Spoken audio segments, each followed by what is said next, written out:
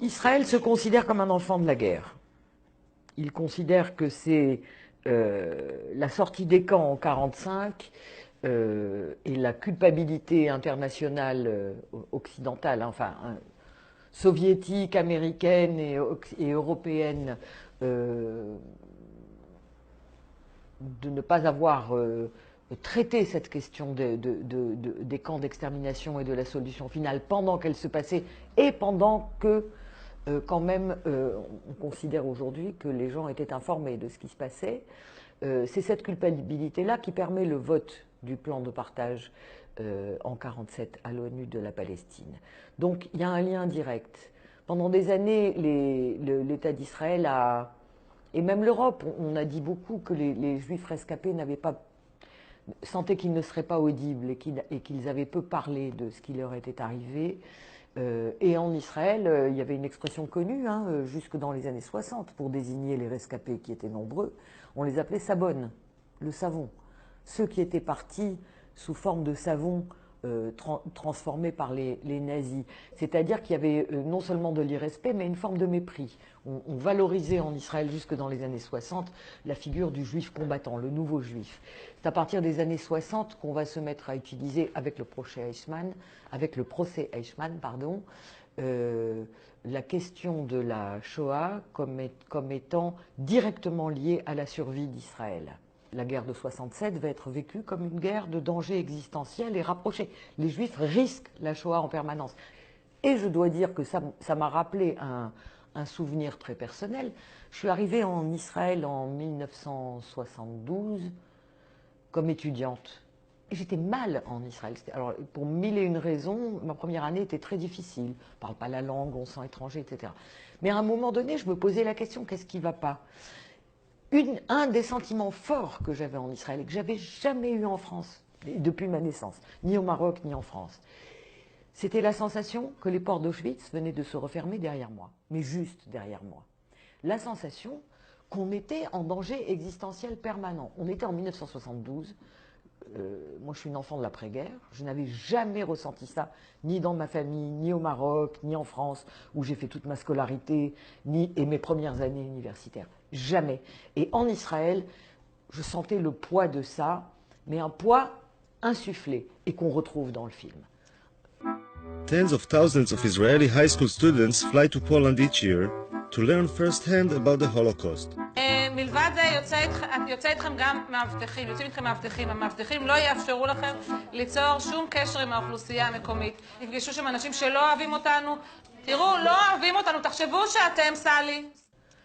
Ces jeunes gens, ces jeunes élèves à qui on explique qu'ils vont aller en Pologne et qu'ils n'auront pas le droit de sortir de leur chambre d'hôtel parce qu'ils ne nous aiment pas, cette fameuse phrase quand même hallucinante.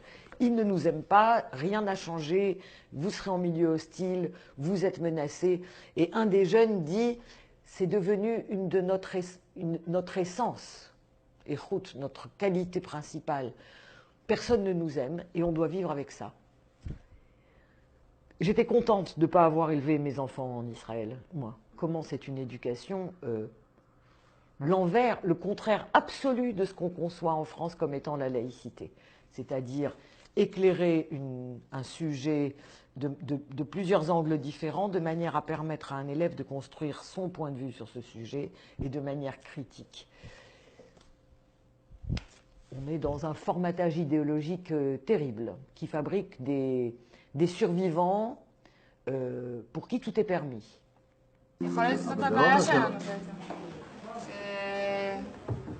שיש לנו את הרף הגבוה הזה, ופתאום אנחנו רואים בחדשות שהרסו נגיד לערבי את הבית, שצה"ל פוצץ, אז אנחנו אומרים, לא נורא, לנו היה דברים יותר גרועים. אותנו לקחו ברכבות וגרמו ליהודים לראות ביהודים. זה כבר נראה לנו, יכול להיות שזה... אני דווקא חושב שאני אחרי... כי וואלה שאני רואה את זה בטלוויזיה, זה לא מפריע לי, כי אני כאילו אומרת, בסדר, לא נורא, הערבים האלה יש להם הרבה בו. C'est une histoire qui fonctionne en vase clos et en cercle fermé absolu. On part de la Shoah, on arrive à Israël, tout doit donc être fait pour défendre Israël quoi qu'il fasse, parce que de toute façon on est en danger permanent, c'est une espèce de cercle fermé qui n'a pas de temporalité et qui et qui oblige, qui est une injonction. Sortir de ce cercle, c'est être antisémite. Et comment on sort de ce cercle? C'est en introduisant un tiers. Le tiers, il se trouve, c'est le Palestinien, qui n'a pas grand-chose à voir avec la Shoah, mais qui en a subi toutes les conséquences. Ce tiers-là, il n'existe pas dans le film, sauf à un moment où il est rappelé par un universitaire dans un congrès de 3 jours sur le danger antisémite à Tel Aviv, ce qui est quand même hallucinant. One element of the reason why so many people around the world are angry with Israel is because of the continuing settlement and occupation of Palestinian land, and because Israel, which has state power, has not done enough to end the occupation. Il faut maintenir tout le monde sous le danger d'un antisémitisme atavique, génétique, contre lequel on ne peut rien. Nous vivons sous cette menace permanente. Ça fait de nous des survivants à tout prix. Ça fait de tout le reste quelque chose de secondaire, de non actuel. Ça fait de toutes les victimes, des non-victimes, les seules victimes, c'est nous. C'est terrifiant comme monde. Et tout d'un coup, si on réintègre la question politique, coloniale de la Palestine, on dit attendez, 2 minutes. Il y a les Juifs et l'antisémitisme, et il y a la question palestinienne, et il y a ce que fait Israël. Comment pouvez-vous utiliser l'antisémitisme pour justifier ce que fait Israël et faire taire sur Israël? C'est là aussi qu'on réveille un ressentiment chez les gens qui se sentent une identification ou un soutien vis-à-vis de la Palestine, et qui, chaque fois qu'ils essayent d'exprimer ce soutien, se font traiter d'antisémites. On devrait parler d'anti-israélisme. Aujourd'hui, critiquer Israël, c'est être un antisémite.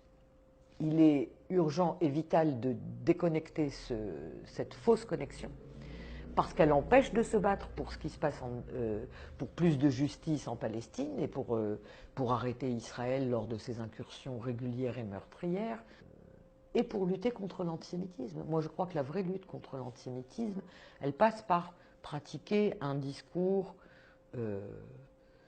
sur des valeurs communes, des choses qu'on peut partager avec les autres, au lieu d'être cette espèce d'exception fabriquée par l'histoire et la haine que semble vouloir promouvoir Abby Fox. Moi, je n'ai pas envie d'être une exception, j'ai envie d'être un être humain parmi les autres êtres humains. J'ai envie de partager des valeurs de respect de l'autre, d'égalité. C'est comme ça qu'on élève nos enfants. Je veux dire, à être un parmi les autres, un dans le monde et pas une exception. Ça ne veut pas dire qu'on oublie l'histoire, d'ailleurs, pas du tout. Au contraire, ça veut dire qu'on arrête de la manipuler au service d'une mauvaise cause. Voilà.